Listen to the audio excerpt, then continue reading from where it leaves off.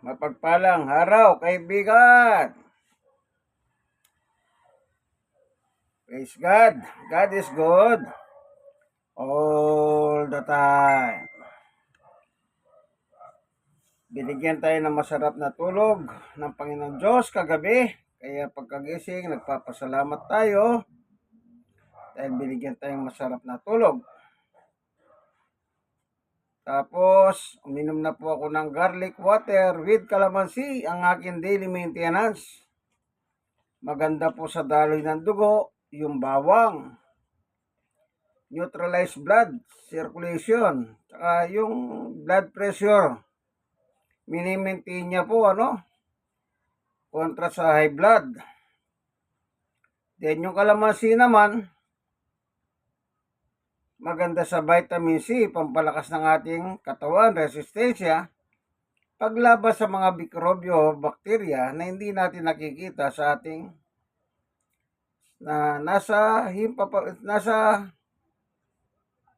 hangin. Ganon. Tapos, pinasyal ko yung aking dalawang aso, si Winter at si Summer, na pareho po silang Shih Tzu.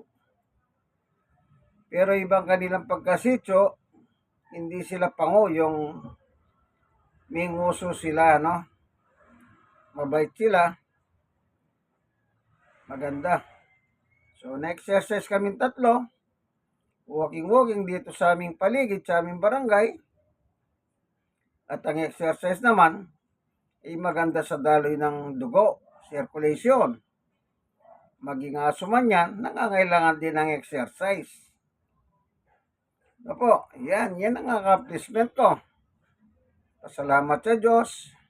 Uminom ng garlic water with calamansi nang wala pang laman ng tiyan. Pagkagising, maligamgam po yun. Mainit na tubig, pinalamig ko. Kaya mo nang inumin, yan. Tapos, pinasyal ko yung mga aso. Perfect score sila. Nakawiwi sila. At nakadumi pa sila. Pagkatapos, pinakain ko sila. Ang pagkain po nila, dog food. Magkaiba sila. Yung kasing si Winter, bata pa, 5 buwan, papis pa ang kanyang pagkain. Yung lumped hapon, minimix ko po yung atay ng baboy. Mix yun. Yung si Summer naman po, dog food, pag matanda, aussie. Yung generic, may halo siyang mga gulay. Di mo na mapakain ng gulay ang aso mo. Yung pagkain niya, may mga gulay pala yun. Yan. Pang matanda naman yun sa kanya. Ayun, yung mga dog food nila, binababad ko po muna sa tubig. Ang purpose nun, siyempre mga pagkain yan, yung mahalat. Yan, para matanggal nyo pong alat. Kasi po, yung mahalat pala yan, sabi nila. Ewan ko gaano katotoo yun. Yan. Ganyan-ganyanin ko sila. Then, at saka ko itatapon yung tubig nila. Imimix ko na po yung atay na pinakulong atay ng baboy. Yan, gupit-gupitin ko na maliliit, iwaywang maliliit. Kasi maliliit lang yung aso ko May yung mga maliliit na Shih Tzu, Yan. Ngayon, pinakain ko sila. So, kumain naman po itong si Winter, yung bata. Ito si Summer, kumain din po, pero konti lang. Ganyan lang po.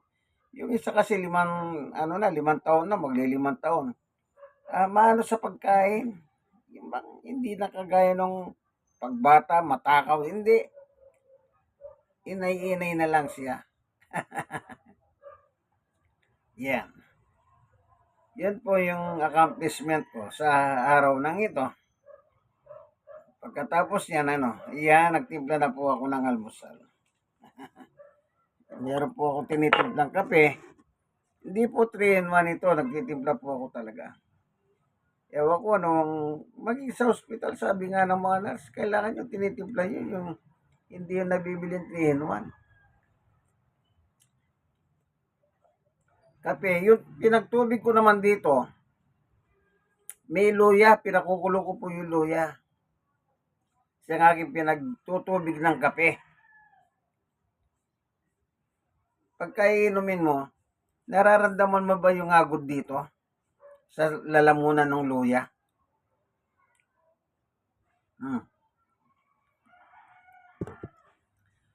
Lalo na kung nababad na po yung luya, malalasaan mo ng gusto. Nagpapakulo po ako ng marami. Then, kumukuha ko ron. Kaya malasa. Ito po yung binigay ng Diyos na almusal. Yan. Meron pang ito. Ito palaman, reno. Palaman. Meron pang nagiwa pa si Sister Baby Pipino. Yan. Ano pa ba? Ay, ito. Ito yung pan.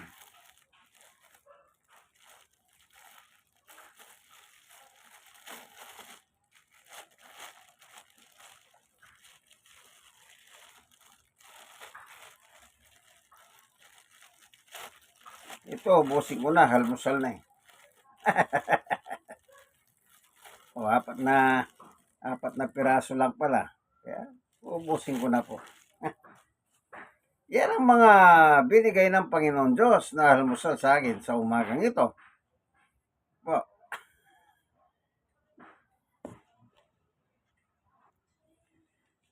Lahat po ng almusal na aking kakainin ngayon ay binigay ng Diyos yan. Ayon sa ating Panginoong Jesucristo, Mateo 6:9. Ama namin, nasa langit ka, sambahin ang ngalan mo. Pagdating po sa verse 11, bigyan mo kami ng aming kakanin araw-araw. Yan po yung nakalagay doon. Ang nagturo po noon ng ating Panginoong Jesucristo. Ibig sabihin, lahat ng ating kinakain araw-araw, ang Diyos palang provider. Kaya marapat lamang po na pasalamatan natin ang Panginoon Diyos. No? Sa pagkain na binibigay sa atin. Sa lahat ng bagay, libreng hangin, libreng sikat ng araw, kalusugan, pag-iingat, lahat ng pinasasalamatan mo ang Panginoon Diyos bago ka matulog sa nakalipas na maghapon. Pagdating ng umaga, pagkamulat ng mata mo, pasalamat ulit dahil iningatan tayo ng ating Panginoon Diyos sa ating pagtulog na magdamag kasama ang ating mga mahal sa buhay. Ganyan po, makakapakinig tayo ng isang awitin. Ito, nanonood po ako ng YouTube, pero magandang makapakinig tayo ng isang awitin. Ano po?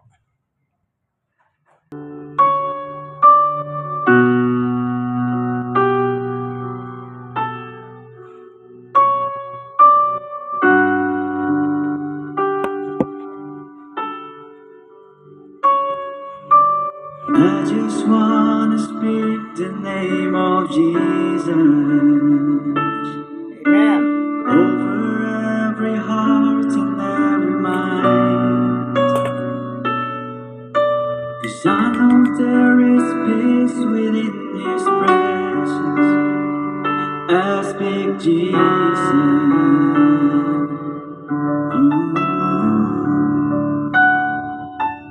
I just wanna speak the name of Jesus till every dark addiction starts to break.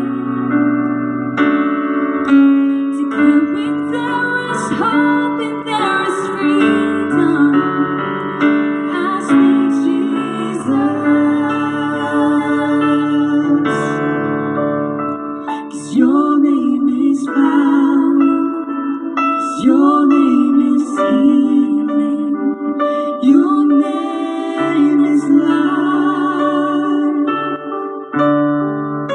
naman na. Break every stronghold, shine through the shadows, burn like a fire.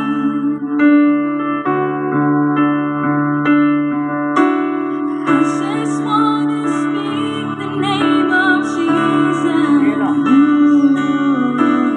Over fear and all anxiety. To every soul held captive by depression, I speak Jesus. Your name is power. Your name is healing. Your name is life. Break every stronghold, shine through the shadows, burn like fire. 'Cause your name is power, your name is healing, your name is life. Break every stronghold, shine through the shadows, burn like a fire. Shout Jesus from the mountain, Jesus in the street, Jesus in the darkness over every enemy. Jesus for my family, I speak the holy name, Jesus.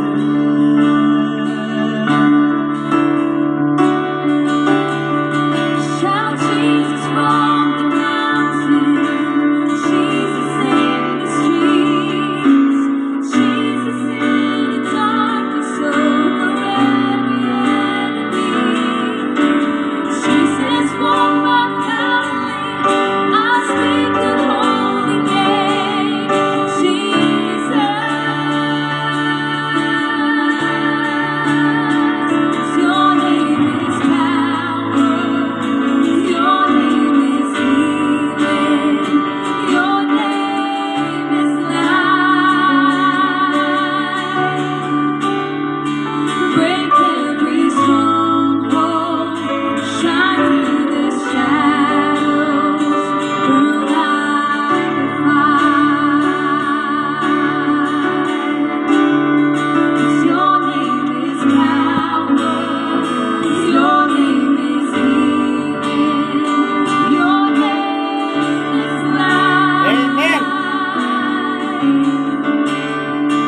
Break every stronghold, Amen. shine through the shadows, burn like fire. I just wanna speak the name of Jesus over every heart and every mind. 'Cause I know there is peace within this presence. I speak Jesus.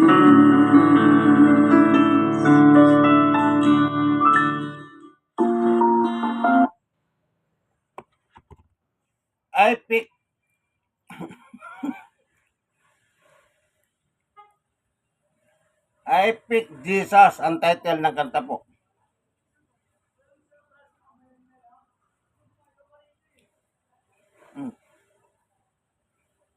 Masarap, almusal. Bigay ng Diyos.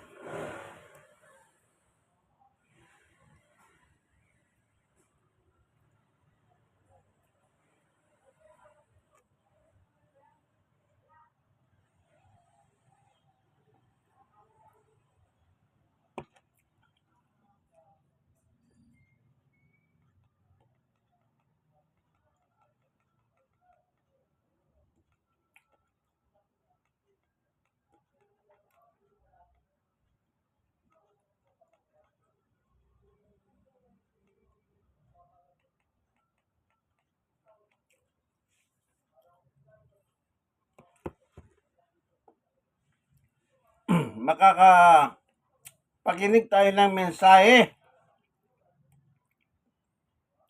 Salita ng Panginoong Diyos ayon sa Biblia, atid ng prayer power ng Pentecostal Missionary Church of Christ, Fort Watts. Pakinggan po natin ang message, biblical message about prayer.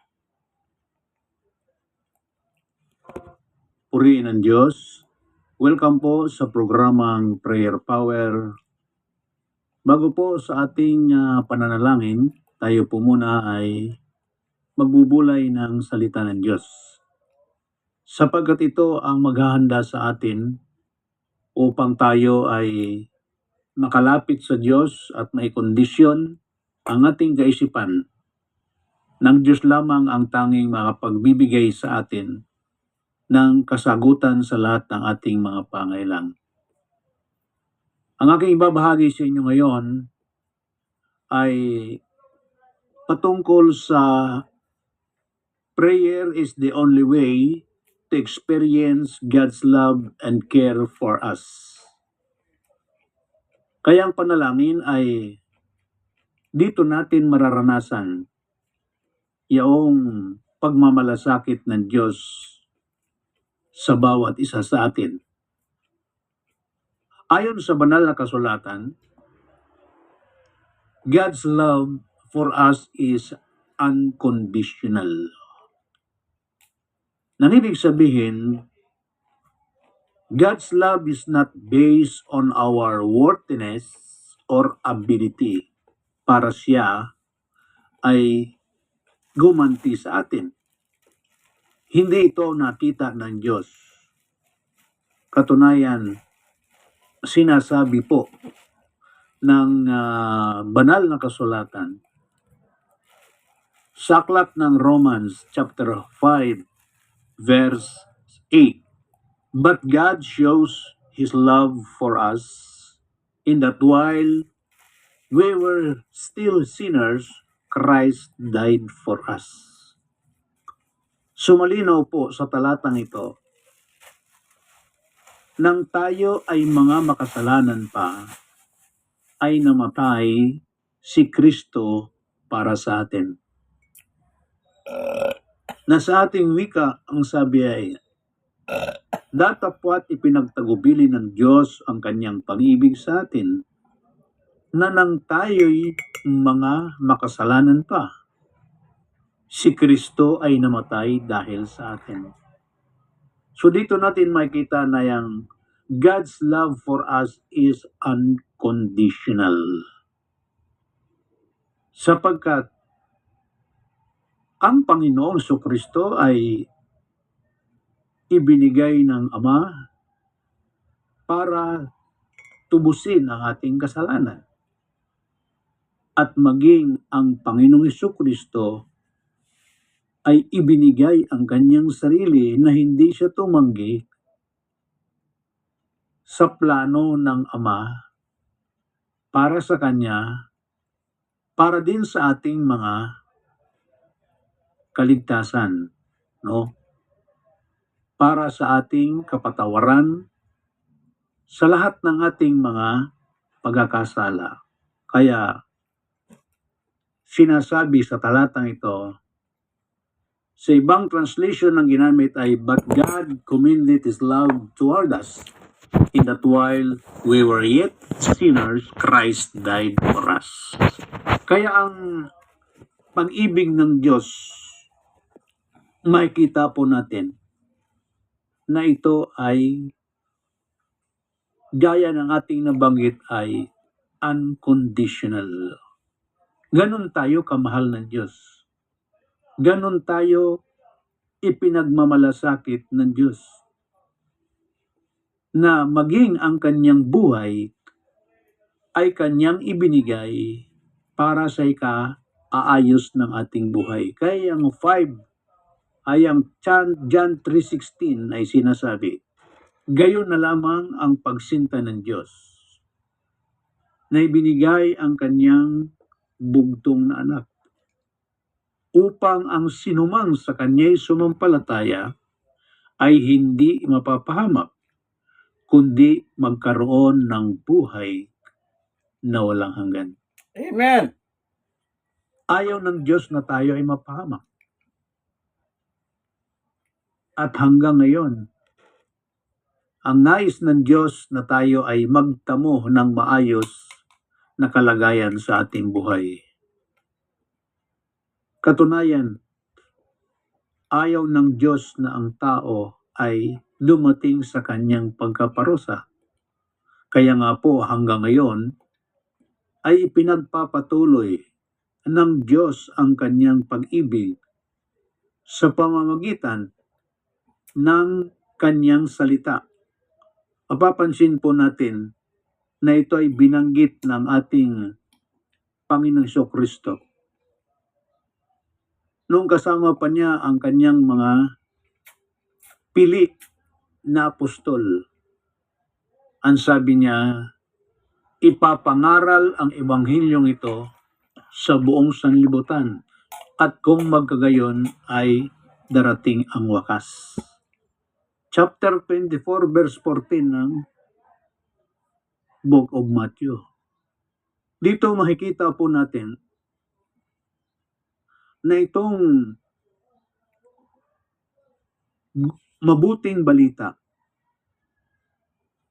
ay hindi lamang sa panahon ng kapanganakan ng ating Panginoon, kundi hanggang sa katapusan pala ng sanlibutan ay patuloy na ipinapangaral ang kanyang ebanghelyo para ang tao ay makalapit sa kanya at makasampalataya upang ang kanyang buhay ay magkaroon ito ng pagbabago.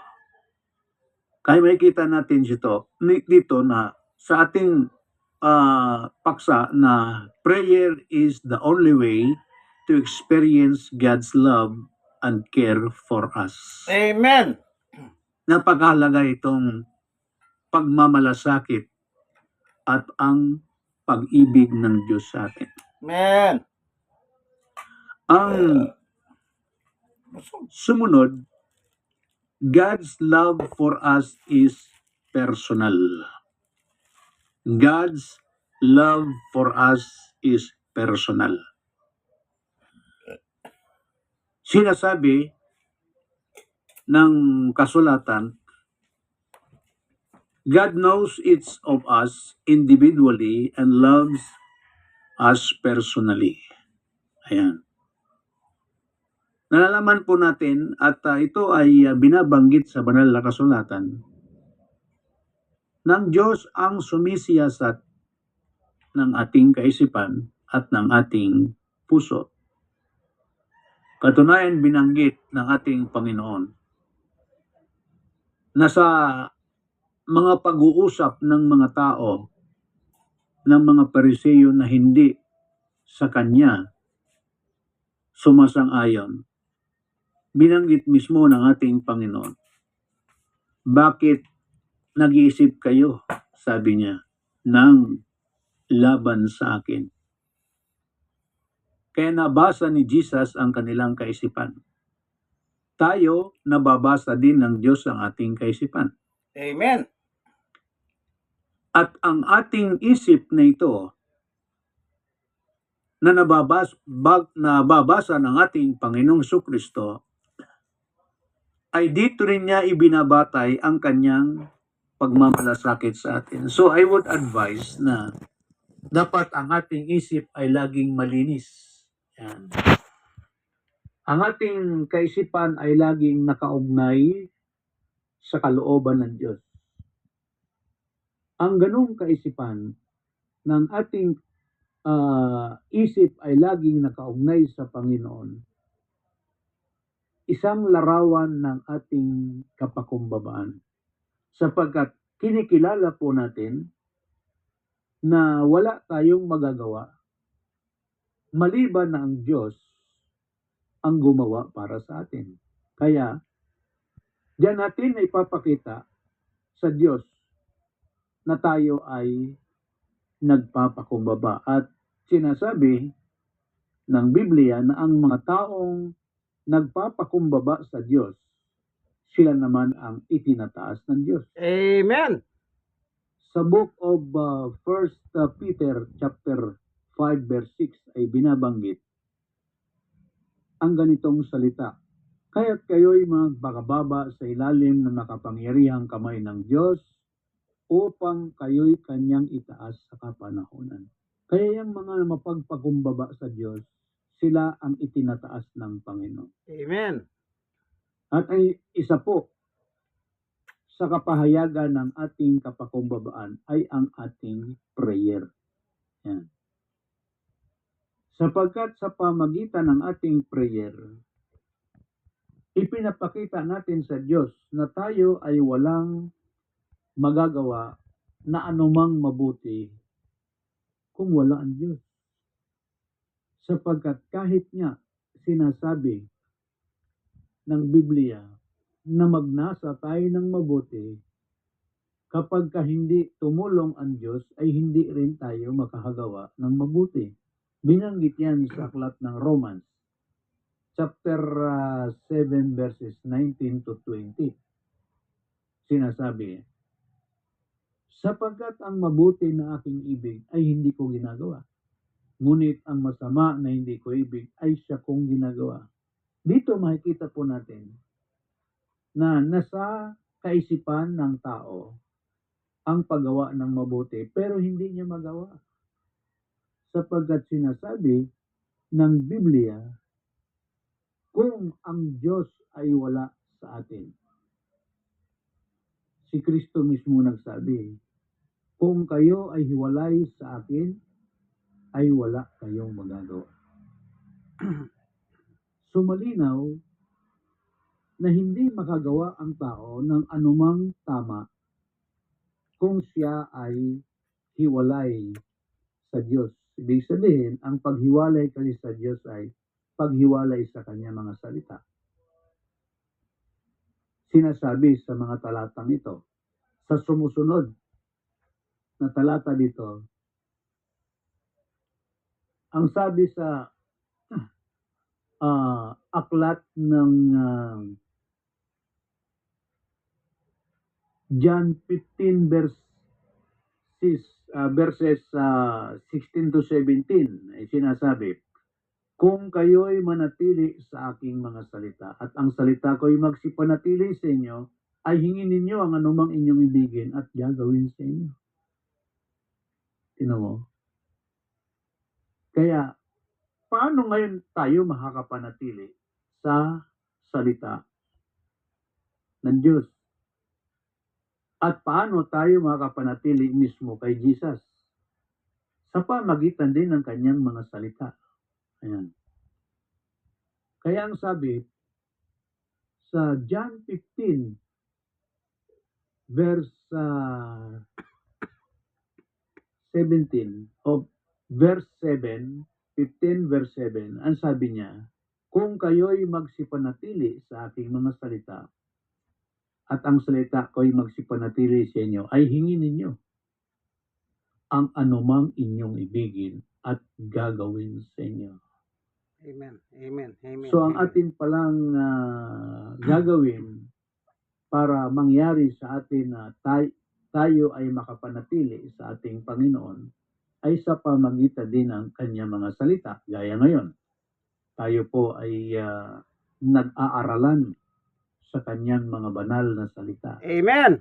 Dito po natin ngayon mararanasan ang sinasabi ng talatang ito na anumang ating hingin ay tiyak na ating tatanggapin. Amen. Kaya sa mga sandaling ito, makatiyak po tayo ng anumang ating ibig mangyari, lalo na po ngayon ay bagong taon. Pumasok na tayo sa taong 2025. At lahat ng tao'y ibig mangyari yung pagbabago sa kanyang buhay. Sa lahat ng aspeto ng kanyang buhay ay nais niya na siya ay makaranas ng pagbabago. Pero mangyayari ang lahat ng ito sa pamagitan ng Panginoong Kristo. Amen. Kaya sabi nga po, sa aklat ng Korinto, lahat ng bagay ay nagsilipas na at narito sila'y pawang naging mga bago. Diyos din ang nagpapalipas ng mga bagay na hindi maganda sa atin. At siya ngayon ang magkakaloob ng bagong kalagayan ng ating pamumuhay.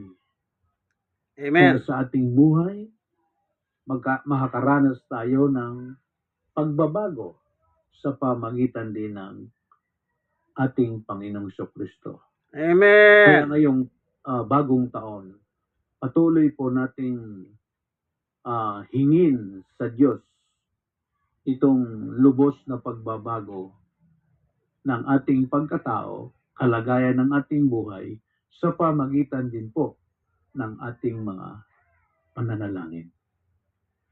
Tayo po ngayon ay manalangin bilang pagwakas sa ating pong pagbubulay nito. Ama naming Diyos, maraming salamat at patuloy mo po na pagpalain ang aming mga taga-subaybay. Amen. At ngayong taong bago ay dumating ang lubos na pagbabago Amen. sa bawat isa na ngayon ay kasama namin sa pagbubulay na ito. Amen. Kung sila ay mayroong sakit, iyong pagalingin. Amen. Ang mga walang kapayapaan, buksan mo ang saganang kapayapaan. Amen. Salamat Ama, ito ang aming dalangin. Sa ngalan ni Jesus. Amen. Ayan po, no, narinig nyo po ang mensahe ni Presbyter Chody Berano ng Pentecostal Missionary Church of Christ Fort Watts, Isabela Local. Dinala niya po yung message. No, napakaganda ng mensahe ng ating Panginoong Jesucristo. Hanggang dito na lamang kaibigan ang ating video. Nakita niyo po ano? Almusal na. Meron pang awitin, I Speak Jesus. At meron pang spiritual food. Ano yon? Yung salita ng Panginoon. Kaya kompleto. Nakakain na ako ng physical, nakakain pa ako ng spiritual. Amen. Sana kaibigan, kayo rin po maginabang ano? Like, share na share. Kayong mga nasisiran, mag-share din po kayo sa iba. Ano po? Mag-share kayo sa iba. Malay ninyo, pag na-share ninyo, kailangan pala nila ito. Eh di nakakatulong pa kayo. Nagiging kamay kayo ng Diyos sa iba. Kaya sana naman kung ano na lang sinishare nyo dyan eh. Eh di mas maganda po yung mensahe ng Panginoon Diyos ang isishare nyo. At hindi naman sila logi. Eh bakit? Ayan, medyo gwapo naman pong konto. Medyo gwapo ng konti. Sige po, ano? Ito po ang inyong kaibigan kay Jesus, Brother Manny Bautista. God bless us all po. Bye-bye!